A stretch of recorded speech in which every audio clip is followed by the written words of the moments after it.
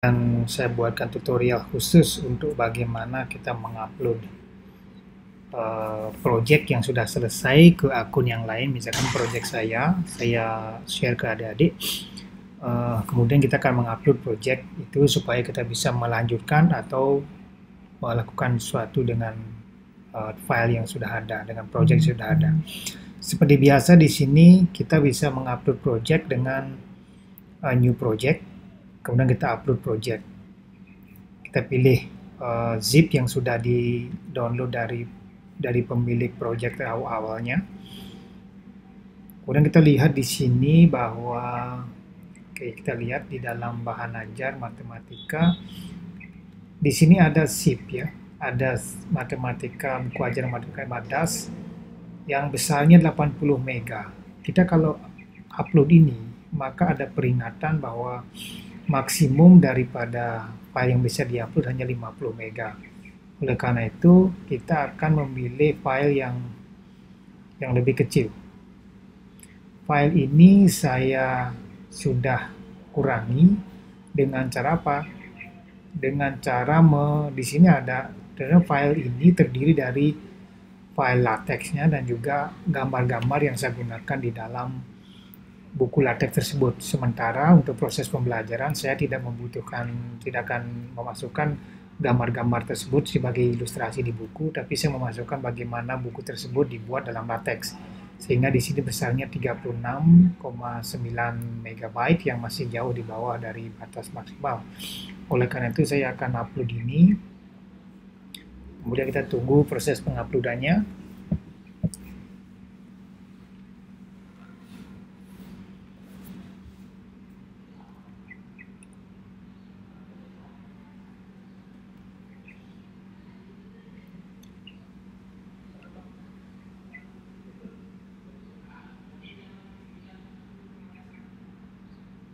Oke, sudah hampir selesai. Nah, dengan demikian, proyek ini sudah langsung kita bisa lihat isi daripada proyek yang saya kerjakan di dalam akun saya. Tetapi di sini akun gambar-gambar yang saya gunakan tidak ada di dalam foldernya ini. Sehingga pasti nanti hasilnya adalah di dalam PDF-nya ada gambar-gambar yang saya input tetapi isinya tidak ada, kosong karena alamat daripada gambar yang saya input itu sudah hilang. Tapi tidak apa-apa, ini bisa kita gunakan sebagai bahan pembelajaran saja bagaimana kita bisa membuat sebuah dokumen di dalam latex. Jadi kita lihat di sini contohnya pada daftar isi, seharusnya di sini ada sebuah gambar PNG ya, tapi dia hilang karena gambarnya tidak ada. Tapi yang lainnya masih bisa berfungsi. Karena itu saya harap adik-adik bisa langsung mendownload artikel bagi data dari yang saya downloadkan, kemudian pisahkan picture-nya, unzip dulu filenya, kemudian delete picture-nya, baru kemudian di-zip kembali file latex dari matematika dasar tersebut. Anda akan bisa melanjutkan file ini. Jadi di sini saya ingin adik-adik bisa mempelajari bagaimana membuat dokumen. Coba lihat di sini, kalau Anda lihat dari bentuknya ya, bagaimana membuat sebuah number di sini, kita bisa lihat misalkan dengan klik 2 kali di sini, dia akan mengarahkan ke how, berarti di sini ada begin enumerate, berarti di sini begin enumerate, maka item pertama apa? Kemampuan menguasai, item kedua adalah kemampuan memahami dan sebagainya, maka hasil akhirnya berupa bullet numbering seperti ini. Nah, kemudian ada bentuk yang lain, kita lihat di sini. Oke, kalau yang ini bagaimana bentuknya, kita lihat kembali. Nah, masih pakai enumerasi ya, pakai begin enumerate, kan ada cuma ikuti saja perintah yang digunakan di sini. Nah, cuman di sini karena dia begin enumerate menamakan, maka semua item yang tulis di sini dia berupa notasi A huruf. Artinya apa? Ketika Anda ingin memasukkan notasi matematika, Anda harus menaruh notasi tersebut di dalam tanda $2. Jadi diawali dengan dolar pertama, diawali dengan dolar, kemudian diakhiri dengan tanda dolar. Maka semua tulisan, semua karakter yang ada di dalam dari batas 2 dolar ini akan menjadi karakter matematika. Nah, kita lihat di sini, ini adalah karakter matematika di mana X, kemudian garis lurus ke atas, X, dan kemudian maka ini menjadi karakter matematika. Kalau tidak di karakter matematika, maka X-nya akan menjadi seperti ini. Menjadi seperti ini. X-nya tegak, tidak menjadi lebih miring. Nah, itu menandakan bahwa X ini adalah bukan huruf, tetapi adalah sebuah notasi atau simbol matematika. Nah, kita lihat lagi di sini. Kita lihat ada banyak contoh-contoh di sini bagaimana simbol-simbol dimasukkan. Anda bisa melihat di sini. Kalau misalkan contoh yang tanda elemen ini, misalkan dia berasal dari simbol in, garis miring, kemudian in, artinya dia bisa masuk ke dalam elemen. Jadi munculnya sebagai tanda elemen, kemudian upper bound ini dia italic, maka upper bound ini dibuat menjadi italic dengan cara membuat komen garis miring teks it atau teks italic. Kemudian yang dibuat italic itu yang mana? Adalah semua karakter yang ada di dalam tanda kurung kurawal ini.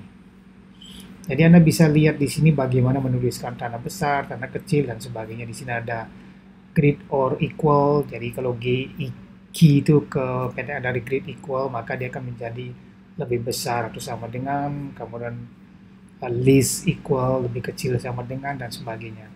Nah, kalau membuat dari ini, kalau misalkan membuat dari kotak biru seperti ini contohnya, itu menggunakan yang disebut dengan T-color box. Kalau Anda mulainya dengan begin kemudian T-color box, maka semua yang dibikin sampai dengan end color box, end color box di sini, itu semua akan masuk ke dalam kotak yang berwarna biru ini. Kalau di sini warnanya adalah cool frame, ochre ya, ochre itu warnanya seperti ini. Nah, kemudian bagaimana membuat huruf angka narasi yang ada di dalam kotak tersebut supaya 1, 2, 3 kembali lagi di dalamnya ada begin enumerate, berarti semua susunan kalimatnya akan diberikan angka kembali mengikuti aturan daripada enumerate sampai di mana enumerate tersebut berakhir pada end enumerate. Jadi semua kotak ini namanya adalah environment. Jadi kalau sudah dimulai dengan beginnya itu apa? Begin enumerate, begin itemize, dan sebagainya, maka semua karakter yang ada di begin tersebut sampai dia berakhir akan mengikuti kaidah-kaidah di dalam begin ini, enumerate misalkan. Nah, kalau di sini kemudian dibuatkan lagi begin apa, maka dia akan mengikuti mengikuti aturan di dalam komen yang dimasukkan. Jadi seperti itu proses LaTeX ini. Jadi Anda di sini, karena di sini banyak notasi, Anda bisa belajar bagaimana membuat karakter natural number itu. Di sini ada di dalam notasi matematika mat BBN, artinya dia dibuatkan dalam bentuk angka n yang bold dan dalam bentuk matematika. Maka ini adalah natural, Q ini adalah Q ya.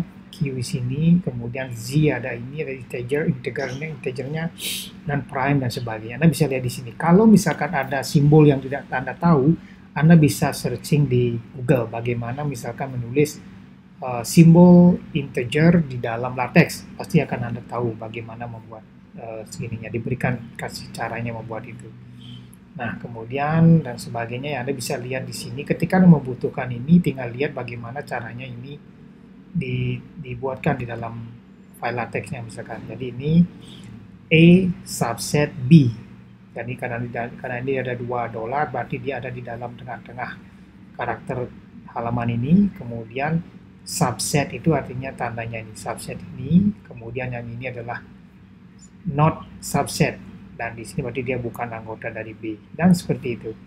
Jadi kalau Anda lihat banyak karakter sini, Anda bisa memilih atau mempelajari satu demi satu bagaimana membuat tanda komplement, misalkan di sini hukum komplement ya. Kita lihat kan di sini, nah hukum komplement ini cup, ini artinya dia tanda ini ke atas, tanda union, berarti dia gabungan. Komplement itu seperti pangkat, berarti dia menggunakan tanda pangkat di sini.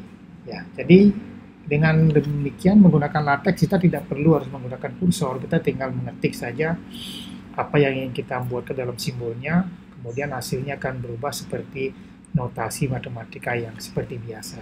Jadi kalau ini kita ganti dengan Word, Anda akan menggunakan kursor sebanyak sekali, menggunakan mouse banyak sekali kemana-mana mencari menunya itu. Tapi dengan latex, Anda seperti menulis dalam plain text, semuanya dalam barisan huruf dan angka, dan hasil akhirnya mau tersusun seperti ini sesuai dengan package yang Anda gunakan.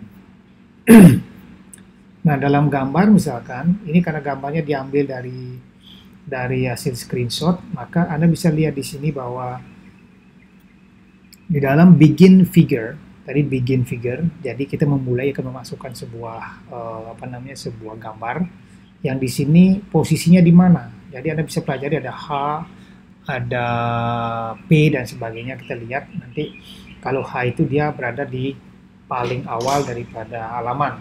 Nah, nanti Anda bisa lihat kalau di sini tulisan dia akan kembali naik ke atas sebagai awal. Kemudian setelah itu posisinya di mana? Posisinya di tengah-tengah, centering.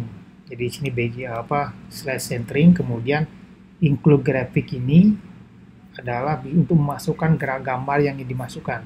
Jadi di sini namanya gambar himpunan. Ada di sini gambarnya himpunan. Nah, ini himpunan PNG, Anda akan ambil dari sini. Kemudian skalanya berapa? Kalau terlalu besar, Anda bisa gunakan setengah kali dari gambar aslinya. Kalau terlalu kecil, Anda bisa gunakan 2 kali lipat atau 3 kali lipat dan sebagainya. Dengan masukkan include grafik ini, maka gambar yang ingin Anda masukkan yang berupa PNG itu bisa masuk ke dalam latex Anda. Kemudian setelah memasukkan gambar, ada caption, ada gambar satu dan sebagainya. Maka di sini ada caption tulisan dari captionnya adalah visualisasi operasi himpunan dan sebagainya. Kemudian ada label. Label itu apa? Label ini akan mengikuti chapter daripada posisi gambar tersebut. Begitu template ini. Template ini memberikan aturan. Jadi ketika dia menggunakan label, maka di mana chapter berapa? Chapter 1. Dan ini gambar pertama dari chapter 1. Berarti dia ada gambar 1.1. Jadi dengan mengambil labelnya adalah figure himpunan, nanti kita ada himpunan di sini, maka langsung di sini ke gambar satu-satu, kemudian captionnya seperti ini. Kemudian setelah selesai semua baru end figure. Jadi semua prosesnya sudah berakhir di sini. Maka setelah end ini kembali menuju ke aturan template yang sudah digunakan oleh buku ini. Ya, begitu sementara, mungkin bisa menjadikan tutorial tambahan sehingga adik-adik bisa mempelajarinya dengan lebih mudah.